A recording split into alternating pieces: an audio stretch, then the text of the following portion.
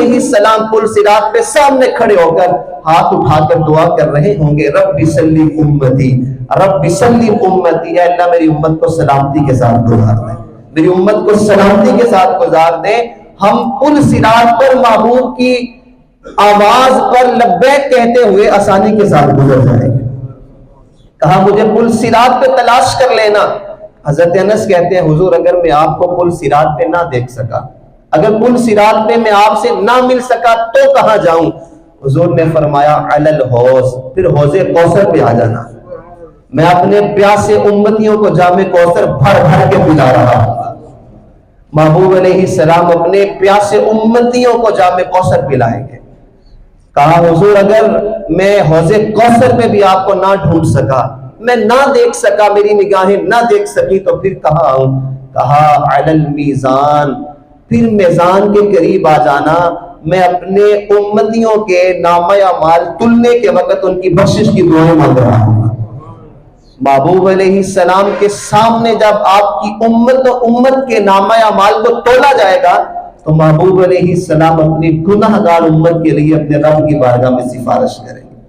حضرت آدم علیہ نبینا علیہ السلام کے حوالے سے ایک حدیث پاک ملتی ہے کتب حدیث میں، حضور علیہ السلام اپنے گناہ گار امتی کی سفارش کر کے واپس پلٹ رہے ہوں گے کہ جناب آدم علیہ السلام حضور کو آواز دیں گے، حضور آپ کا ایک امتی اس کا نامہ اعمال تولا گیا اور اس کے لیے جہنم کا فیصلہ ہو چکا، وہ دیکھیں فرشتے اس کو جہنم کی طرف لے کے جا رہے ہیں۔ حضرت آدم توجہ دلوائیں گے حضور کی کہ وہ آپ کا امتی جہنم میں جا رہا ہے۔ آقا کریم علیہ السلام فرشتوں کو حکم دیں گے رک جائے، فرشتے رک جائیں گے۔ حضور فرمائیں گے تم نے میرے امتی کا نامہ اعمال تولا ہے؟ کہیں گے حضور ہم نے تولا ہے۔ کہا اچھا پھر میرے سامنے دوبارہ تولو۔ اب فرشتے تو دیانتدار ہے نا، پہلی دفعہ جب تولا تھا انہوں نے صحیح تولا تھا، نیکیاں کم تھی، گناہ زیادہ تھے، جہنم کا فیصلہ ہو گیا۔ فرشتے کہہ سکتے تھے حضور ہم نے تولا ہے، نیکیاں تھوڑی ہیں اس لیے دوزخ میں بھیج رہے ہیں۔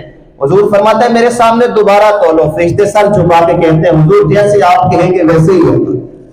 فرشتے جانتے ہیں کہ ان کو بھیجنے والے بھی کون ہیں اور ان کی زبان سے کہلوانے والا بھی کون ہے۔ حضور علیہ السلام فرماتے ہیں میرے سامنے دوبارہ تولو، تولا جاتا ہے، پھر نیکیاں کم ہیں، گناہ بڑھ جاتے ہیں۔ حضور علیہ السلام اپنے پاس سے کاغذ کا ٹکڑا نکال کے نیکیوں والے پلڑے میں رکھتے ہیں، وہ پلڑا بھاری ہو جاتا ہے، حکم ہوتا ہے نیکیاں بڑھ گئی ہیں جنت میں داخل کر دو۔ اب یہ کون کہہ رہا ہے کہ اس کا نام اعمال دوبارہ تولو؟ یہ کون کہہ رہا ہے کہ نیکیوں میں یہ پرچی رکھو؟ یہ مدعی نہیں کہہ رہا، یہ جس کے گناہ زیادہ ہیں وہ نہیں کہہ رہا، بلکہ حضور فرما رہے ہیں کہ میرے امتی کا نام اعمال دوبارہ تولو۔ اسی لیے ہم کہتے ہیں حضور قیامت کے دن ہماری وکالت نہیں کریں گے، ہماری شفاعت کریں گے۔ حضور وکیل نہیں ہے، حضور شفیع ہے۔ وکیل وہ ہوتا ہے جو جج کو کہتا ہے میرے موکل نے یہ جرم نہیں کیا لہذا اسے چھوڑ دیا جائے، اور شفیع وہ ہوتا ہے جو اپنی زلفیں بکھیر کے رب کی بارگاہ میں کہتا ہے باری تعالیٰ سب کچھ کیا ہے، گناہ گار بھی ہے، سیاہ کار بھی ہے، خطا کار بھی ہے، لیکن ان کو نہ دیکھا جائے بلکہ مجھے دیکھا جائے۔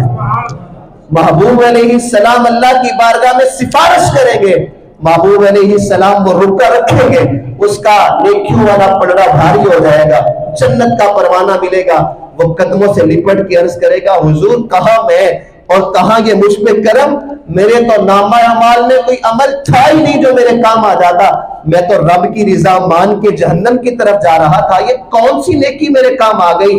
حضور علیہ السلام فرمائے گے تو پڑھ کے بھول گیا تھا نا، لیکن ہم نہیں بھولے، یہ تو نے وہ تنہائی میں بیٹھ کر مجھ پر ایک مرتبہ محبت سے درود پڑھا تھا وہ تیرے کام آ گیا ہے، یہ تو نے محبت سے مجھ پہ درود پڑھا تھا آج تیرے کام آ گیا ہے۔